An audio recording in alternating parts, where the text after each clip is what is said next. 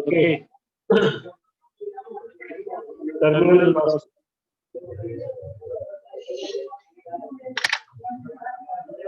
इसकी डेफिनेशन मैंने दे दी थी आपको. It is the velocity with which spherical body is falling through the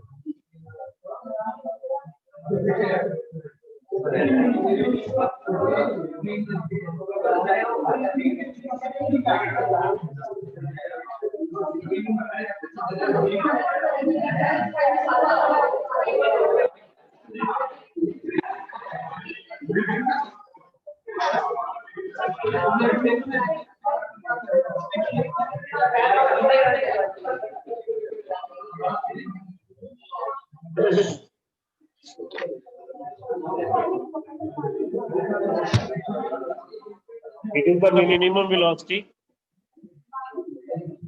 Sorry, it is the constant uniform velocity with which spherical body is moving through the viscous medium. ये already मैंने लिखवा दिया था. आज इसका करेंगे एक्सप्रेशन. लिखिए expression. बस पेन ड्रॉप कर लो बेटा silence. Expression. Let us consider a spherical body. Consider a spherical body of radius. बस बेटा आवाज. Of radius r.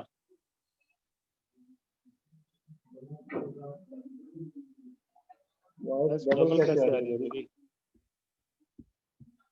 एक मिनट अभी चेक करो. एक ऑफ कर दिया मैंने. Excuse me, Consider a spherical body of radius r. उसका रेडियस क्या ले लिया? r. It is allowed to fall freely. It is allowed to fall freely through viscous medium.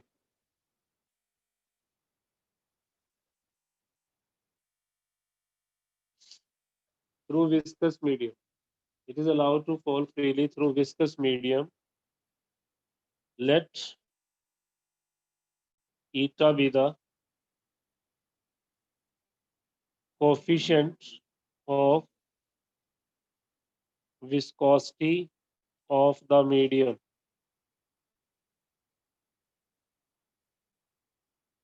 Eta be the coefficient of viscosity of the medium. Let rho b and rho m are the densities of the body and the medium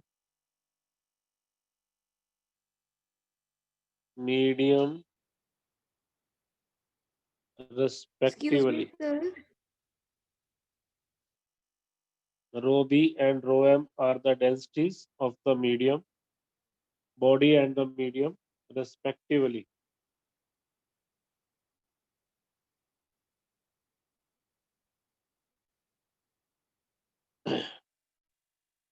When it is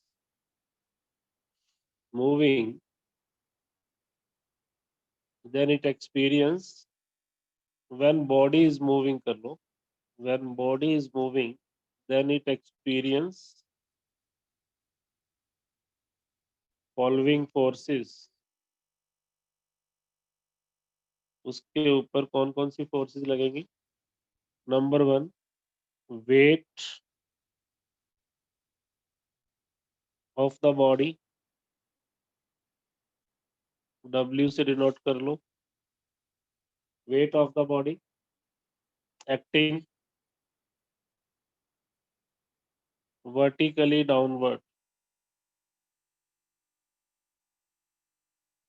Number 2, upthrust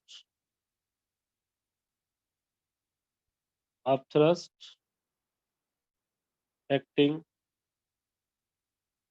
vertically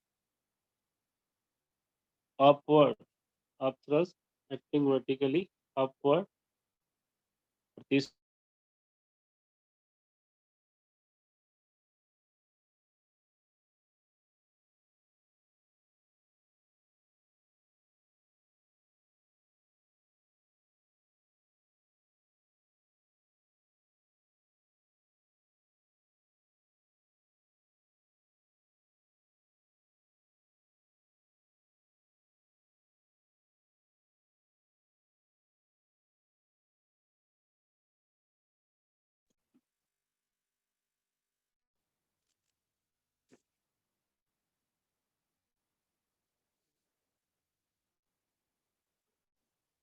तीसरी force कौन सी थी बेटा? Stock force acting vertically upward. ये diagram बना लो. एक viscous medium में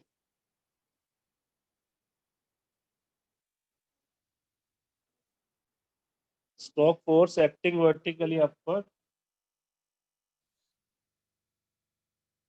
अब ये मीडियम बनाओ जिसके अंदर एक स्फेरिकल बॉडी को फोल्ड करो.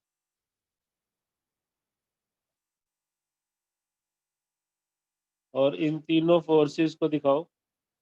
एक वेट, दूसरा अपवर्ड थ्रस्ट यानी कि अप थ्रस्ट, और तीसरा स्टॉक फोर्स.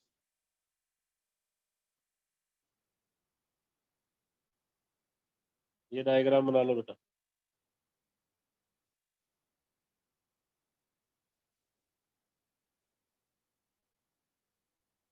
एट इक्विलिब्रियम लिखो. एट, बेटा बोलने के लिए नहीं काम. हेलो, बोलना नहीं. और एक पे 3 मत बैठा करो. अगर बेंचेस खाली हो तो 2 बैठो. At equilibrium F plus U equal to क्या होगा? W. इक्विलिब्रियम में अपवर्ड फोर्सेस डाउनवर्ड फोर्सेस के बराबर होंगी. अपवर्ड फोर्सेस F किसके इक्वल होता है? 6 पाई ईटा RV. और अप थ्रस्ट के लिए मैंने बताया था volume 4/3 pi R cube density of medium, और बॉडी का वेट होता है volume 4/3 pi R cube density of body. इतना लिख लो. यहाँ जो वेलोसिटी मैंने ली है ना, इसको टर्मिनल वेलोसिटी बोलते हैं. ये तब आएगी जब इक्विलिब्रियम आएगा. अपवर्ड फोर्सेस बैलेंस होंगी डाउनवर्ड फोर्सेस से. यहाँ से आपको V टर्मिनल निकालना है. इस फैक्टर को उधर ले जाओ. 4/3 pi R cube density of body density of medium. यहाँ तक नोट करो पहले. Density of body density of medium. कुछ कटता है काट दो और V टर्मिनल निकाल लो. एक पाई से पाई कट रहा है यार. पाई से पाई जा रहा है. एक R कैंसिल हो रहा है तो यहाँ बच रहा है R². और ये भी अगर सॉल्व करें तो 2/9 बन जाएगा. 2/9 R² density of the body, density of the medium, whole divided by eta. देखना कुछ रह तो नहीं गया, ही whole रह divided गया। by, सिंपल सा एक एक्सप्रेशन था। बॉडी का वेट, बॉडी के वेट को में से क्या माइनस किया आपने, आप थ्रस्ट, और उसको इक्वेट कर दिया स्टॉक फोर्स। स्टॉक फोर्स में जो वेलोसिटी थी उसको टर्मिनल वेलोसिटी बोलेंगे अब, और ये टर्मिनल वेलोसिटी का फॉर्मूला आपके पास ये बन गया, जो न्यूमेरिकली आपको हेल्प करेगा। Vt is equal to 2/9 r square, density का डिफरेंस, कोफिशिएंट ऑफ विस्कोसिटी। तो अगर कोई आपसे पूछता है कि टर्मिनल वेलोसिटी किन किन फैक्टर पे डिपेंड कर रही है, फैक्टर्स, वो आप इस एक्सप्रेशन से ही कर दो, factors on which terminal velocity depends, factors, इसको मैं स्टार में लिख रहा हूँ क्योंकि कंसेप्चुअल क्वेश्चन बनेगा यहाँ से। फर्स्ट फैक्टर क्या है, terminal velocity is directly proportional to square of the radius.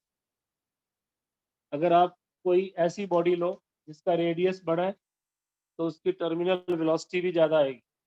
अगर कोई आप ऐसी बॉडी लो जिसका रेडियस बड़ा है उसकी टर्मिनल वेलोसिटी भी ज़्यादा आएगी। अगर आपको किसी कंसेप्चुअल क्वेश्चन में ये बोल देते हैं कि आपके पास दो अलग अलग शेप की बॉडीज हैं, एक बॉडी ए एक बॉडी बी, तो किसकी टर्मिनल वेलोसिटी ज़्यादा होगी, ए की या बी की? बी की। क्योंकि यहाँ बी। पर देखने ही पता चल रहा है कि radius of B is greater than radius of A. So terminal velocity of the B is greater than terminal velocity of the A. दूसरा factor, terminal velocity is inversely proportional to coefficient of viscosity. जैसा कि फॉर्मूले में आपने drive किया, it is inversely proportional to the coefficient of viscosity, eta. तो अगर मैं कोई अलग अलग दो मीडियम लूं और दोनों मीडियम में सेम बॉडी को,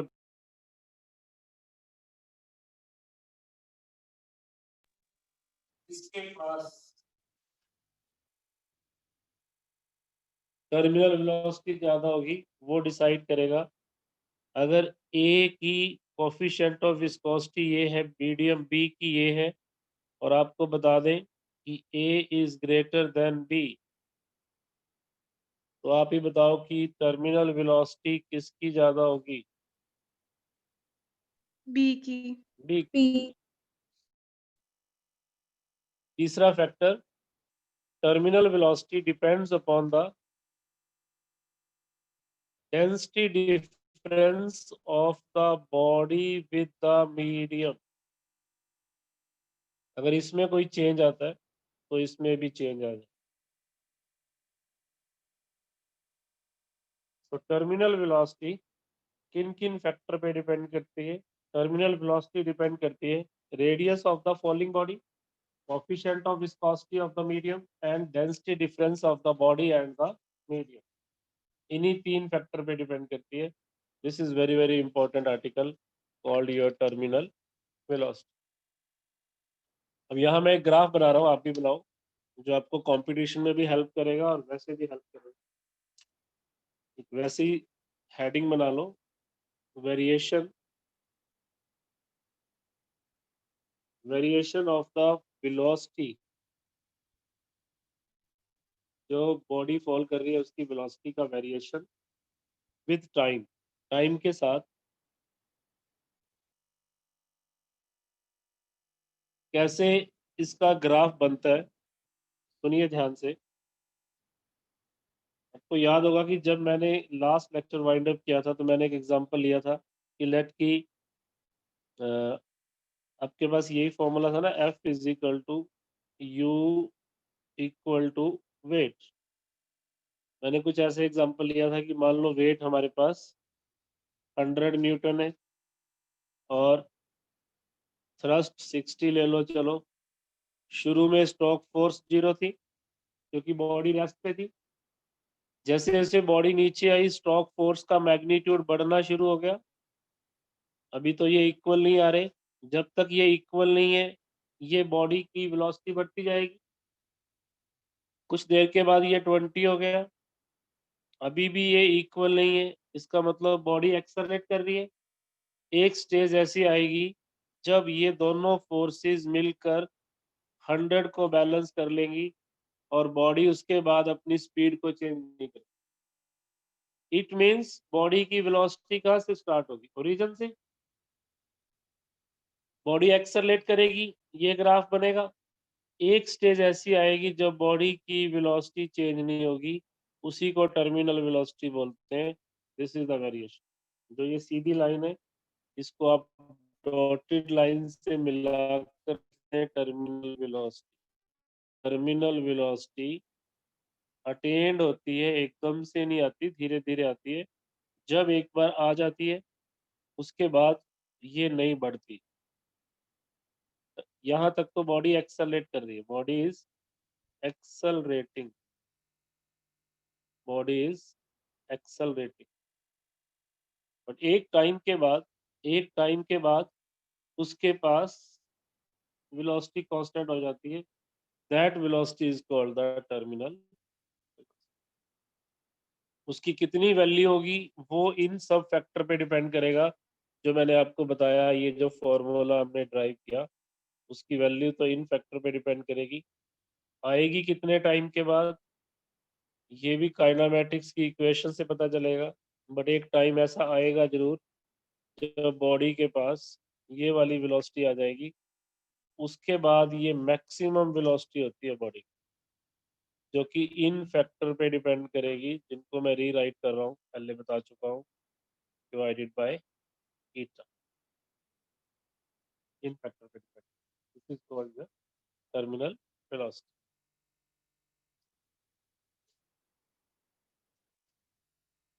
कभी हमने सोचा है कि रेन ड्रॉप्स जो इतनी हाइट से आती है, बट जब वो ग्राउंड पे आती है तो उनकी स्पीड उतनी ज्यादा नहीं होती जितनी होनी चाहिए। उसका रीजन यही है कि वो टर्मिनल वेलोसिटी अटेन कर लेती है।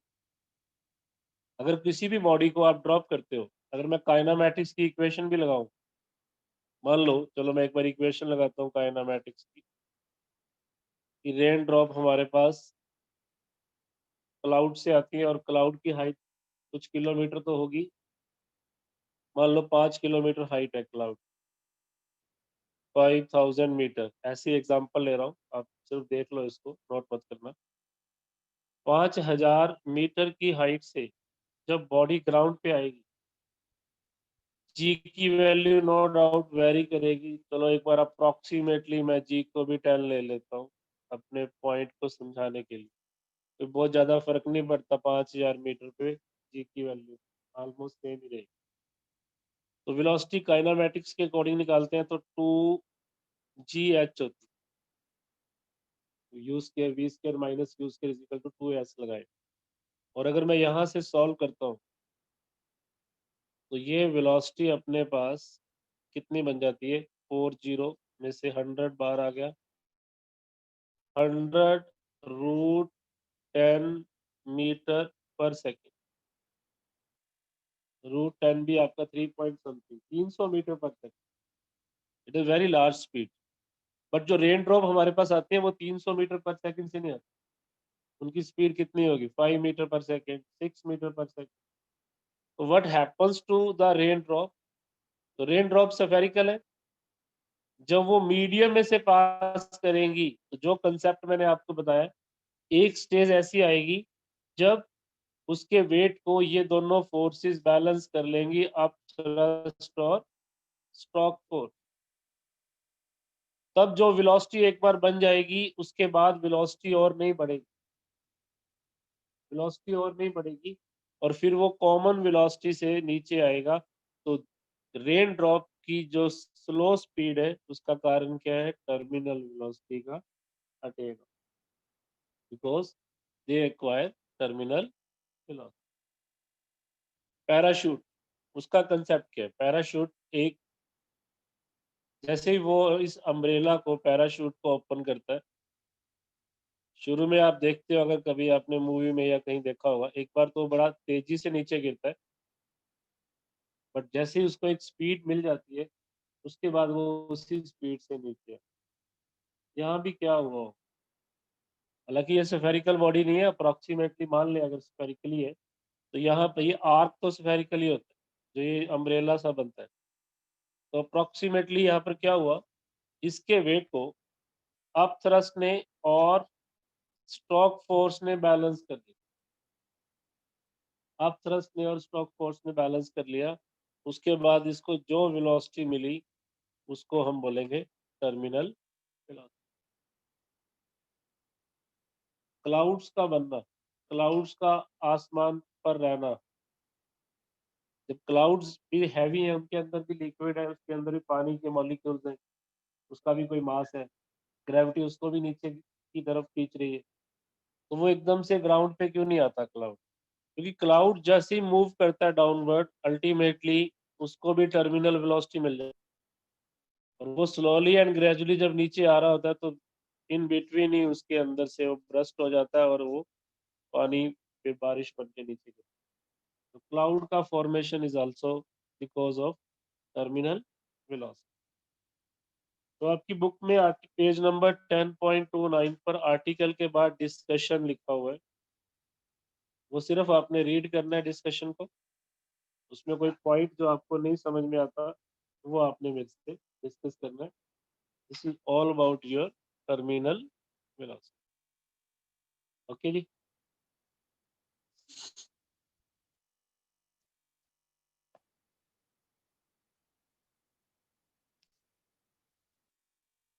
इसके जो न्यूमेरिकल्स हैं वो भी इम्पोर्टेंट है इस चैप्टर के, तो कुछ मैं पहले प्रैक्टिस करवा दूं आपको। पेज नंबर 10.31, पेज नंबर 10.31, इस बुक में 6 न्यूमेरिकल्स हैं।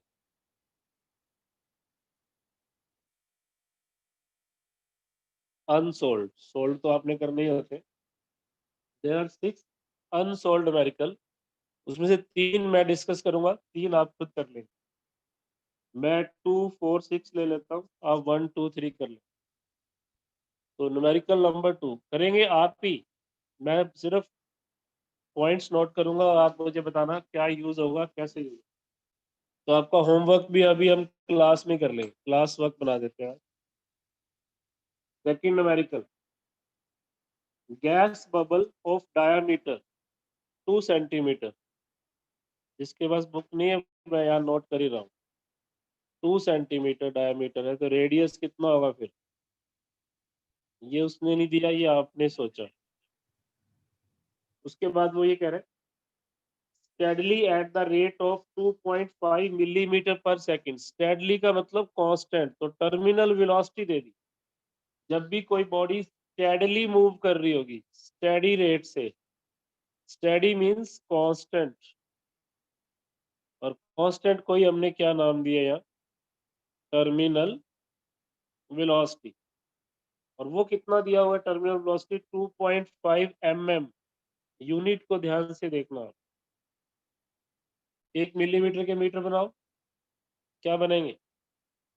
it will be 2.5 10 की पावर -3 मीटर पर second.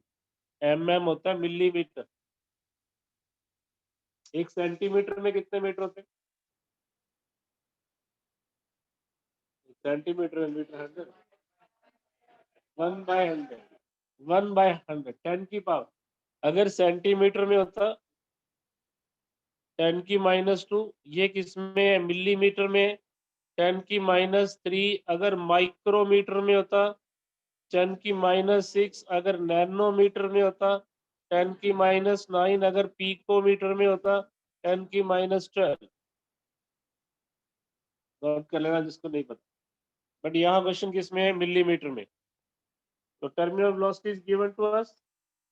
Density of the medium भी गिवन है, डेंसिटी मीडियम की, वो आपको कितना गिवन है? Density of the medium 2.25 gram per centimetre cube. बार बार इसको चेंज करना ही पड़ेगा, तो इसका तो बहुत ही आसान है, आप 1000 से मल्टीप्लाई कर दो, ये किलोग्राम पर मीटर क्यूब बन जाता है। किसी की भी डेंसिटी अगर ग्राम पर सीसी में, सीसी होता है सेंटीमीटर क्यूब, या तो आप इसको वैसे कर लो, ग्राम के किलोग्राम सेंटीमीटर के मीटर, वो यही आएगा कि आपने 1000 से मल्टीप्लाई कर देना है, दैट विल बिकम किलोग्राम पर मीटर। यूनिट चेंज हो गए सारे। After that what is the density of the medium, आपसे यहां पर पूछा गया डेंसिटी ऑफ द मीडियम। तो सारा कुछ आपको गिवन है, फटाफट से आंसर निकालो। फॉर्मूला मैंने बताया था, इसका आंसर निकालो बेटा सारा। फॉर्मूला क्या था, नहीं अभी आपने लिखा, देखो आपकी कॉपी पे है, 2/9 R square eta density of the body density of the medium. ये रहा, अप्रोक्सीमेटली करो और फास्ट करो बिना कैलकुलेटर के, आंसर आसपास मैच होना चाहिए।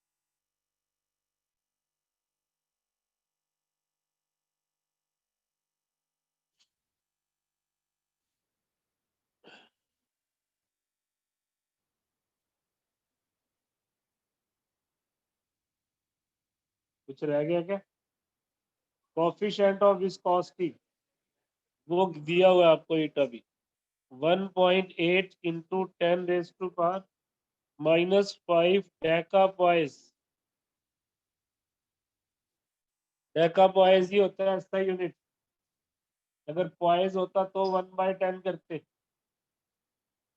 डेकापॉइस को ही पॉइजल बोलते हैं, तो इसको चेंज मत करो, निकालिए टर्मिनल वेलोसिटी।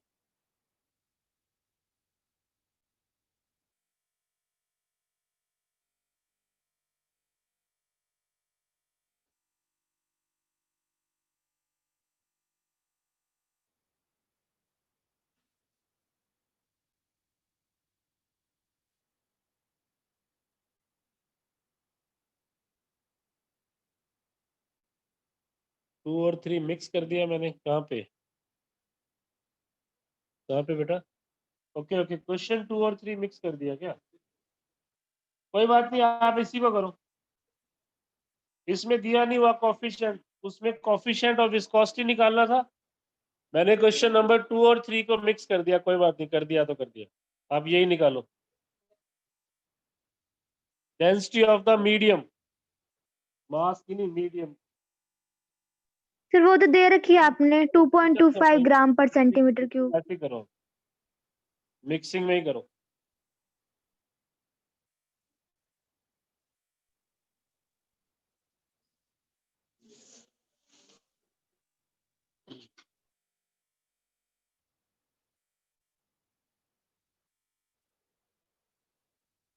फिर डेंसिटी ऑफ द मैंने क्या दिया था इसमें, सर मैंने मीडियम ही दिया और मीडियम दिया ही ना निकाल आपको, दी।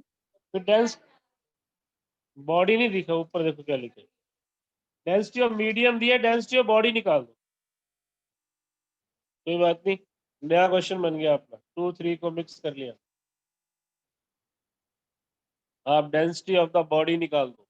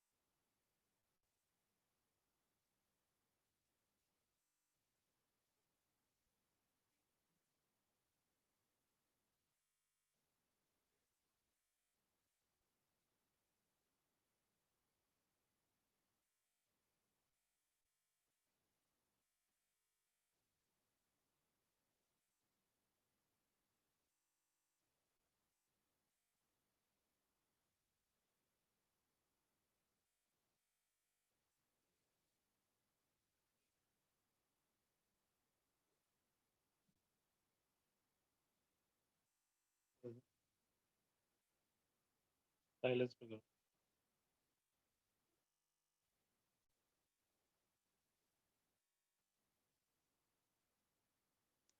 चलो एनीवेज कैलकुलेशन है, कर लोगे सारी की सारी? ओके,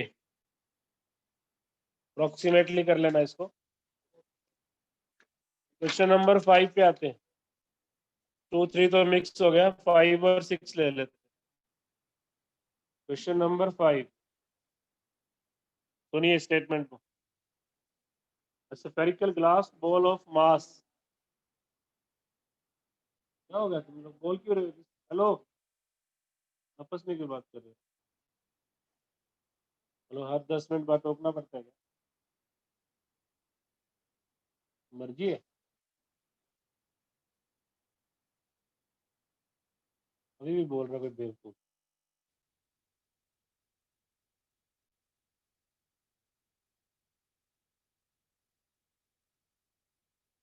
किरण बड़ा खुश है यार, ऐसे तो खुश रहना चाहिए, तो हमेशा ही नहीं दांत निकालने। तो बंद करके पढ़ो।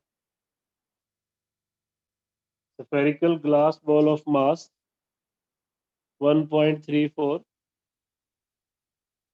into 10 raised to power minus 4 kilogram. सबकी कॉपी चेक करूंगा जो क्लास में बैठे हैं सॉल्व करने के बाद। मैं एक बार आपको स्टेटमेंट दे दूं, अपनी बुक्स बंद कर दो जो तुम्हारे पास है, पीछे सोल्यूशन देखते हो फटाफट। Spherical glass ball of mass this and diameter, statement note कर लो, फिर मैं मूव करता हूँ आपकी कॉपी चेक कर। डायमीटर है इसका 4.4 into 10 raised to power minus 3 meter. It takes 6.4 seconds to fall steadily through a height दी हुई है 0.5 0.381 0.381 metre inside large volume of oil। Oil की स्पेसिफिक ग्रेविटी दी हुई है। स्पेसिफिक ग्रेविटी रिलेटिव डेंसिटी को बोलते हैं 0.943 ऑफ ऑयल। ऑयल मीडियम हो गया है। कैलकुलेट विस्कोसिटी ऑफ ऑयल, आपको ऑयल की विस्कोसिटी निकालनी है। Find the viscosity coefficient of viscosity of oil, this is the statement. करो। 0.943।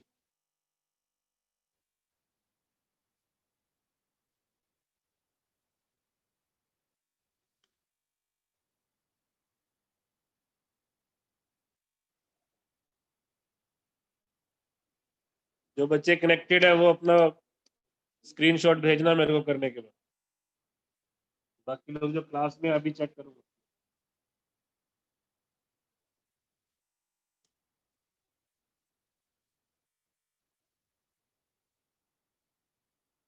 यहाँ पे ना बॉडी रेस्ट से स्टार्ट होगी। ई आपके पास है, एच आपके पास है, पहले तो वी निकाल लो फाइनल वेलोसिटी काइनेमैटिक्स की इक्वेशन से, वो आपकी टर्मिनल वेलोसिटी बन जाएगी। आगे आप खुद करो।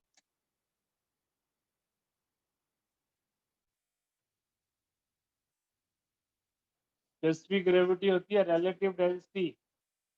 हाँ, उसको 10 की पावर 3 से मल्टीप्लाई कर दोगे तो वो डेंसिटी ऑफ द बॉडी बन जाएगी या मीडियम बन जाएगी।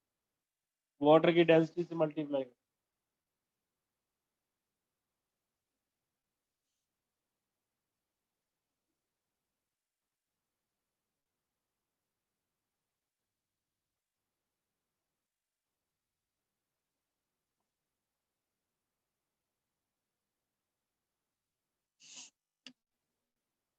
जी की वैल्यू आप 10 ले लो।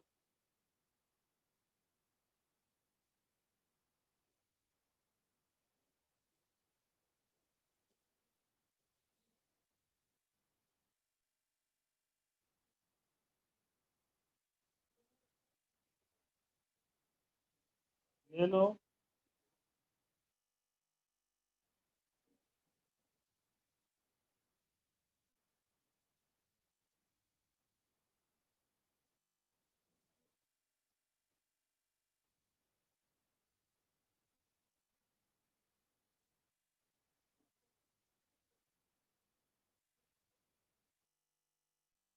लेकिन यहाँ ना एक चीज नोट करो, जी की जरूरत नहीं पड़ेगी। जो टी दिया है ना 6.4 सेकेंड, इसमें वो स्टेडली ही गिरा है, मतलब ये टर्मिनल वेलोसिटी अटेंड कर चुका था, उसी से वो स्टेडली मूव किया है। तो यहाँ पर आपको जी या ए की जरूरत नहीं है, आपके पास इतना हाइट तक वो ऑलरेडी यूनिफॉर्म स्पीड से है, तो सीधा इनको डिवाइड करके स्पीड निकालो। जब कोई चीज यूनिफॉर्म स्पीड से गिर रही होती है, उसने कहा स्टेडली, ध्यान से मैंने इसको पढ़ना बाद में स्टेटमेंट को, इतने टाइम तक वो स्टेडली मूव किया है, तो इसका मतलब एक्सेलरेशन नहीं हुई यहाँ पर। तो अगर मैं ये वाला फॉर्मूला भी लगाता हूँ U T plus half A T square, तो ए इसमें 0 है, तो अपने पास क्या बनने वाला है, S is equal to U T. तो आप terminal velocity S by T से निकाल लें। यू का मतलब यहाँ वेलोसिटी, हम उसी से ही इसी इंटरवल में जो यू था, इनिशियल नहीं है, उसको छोड़ दो, उसने लिखा भी नहीं हुआ रेस्ट पे गिरा है। उसने बोला है कि ये वाली हाइट 6.4 सेकंड से कवर की है स्टेडली, तो इस हाइट में जो उसकी वेलोसिटी थी वो कांस्टेंट थी, वही आपकी टर्मिनल वेलोसिटी। तो टर्मिनल वेलोसिटी तो आप निकाल लो यहाँ से 0.381 बाय 6.4 मीटर पर सेकेंड। आगे करो। टर्मिनल वेलोसिटी तो आपकी यहाँ से आ गई। अब आपको निकालना है डेंसिटी ऑफ द बॉडी, वो निकलेगी 4/3 पाई r क्यूब। वॉल्यूम है ना, वॉल्यूम और मास में क्या रिलेशन होता है डेंसिटी निकालने के लिए, मास अपॉन वॉल्यूम। तो मास को ऊपर कर दो, तो ये आपके पास डेंसिटी ऑफ द बॉडी बन जाएगा। मास आपको गिवन है कितना, करते जाओ करते जाओ,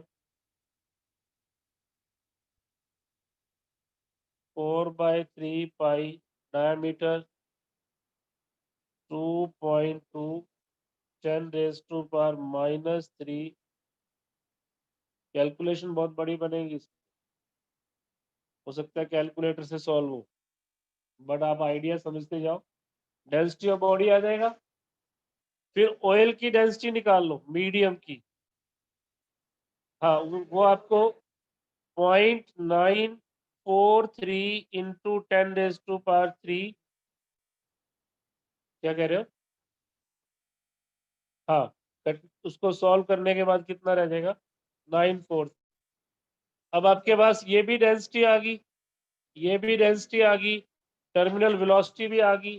कैलकुलेटर से कैलकुलेट करने के बाद आप अपना फॉर्मूला कौन सा लगाओगे, बोलो। 2/9 eta density of body, density of, कर लोगे सॉल्व। ऐसी क्वेश्चन नंबर 6 है, स्टेटमेंट ऑफ 6, क्वेश्चन नंबर 6, सुन लो उसको और बताना कैसे करेंगे, कैलकुलेशन छोड़ देंगे। ये तो आसान है। Two similar rain drops, similar rain drop, ये मैंने रेन ड्रॉप ले ली, falling with terminal velocity. Terminal velocity आपके पास है कितनी, वी टी 2⁻⁻³ मीटर पर सेकेंड।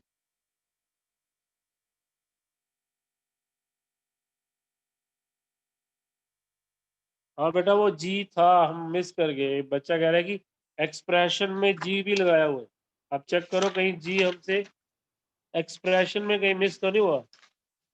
एक मिनट एक मिनट, सही कह रहे हो, ये यहाँ पर था ना, ओके ओके ओके, करेक्ट कर लो बेटा इसको।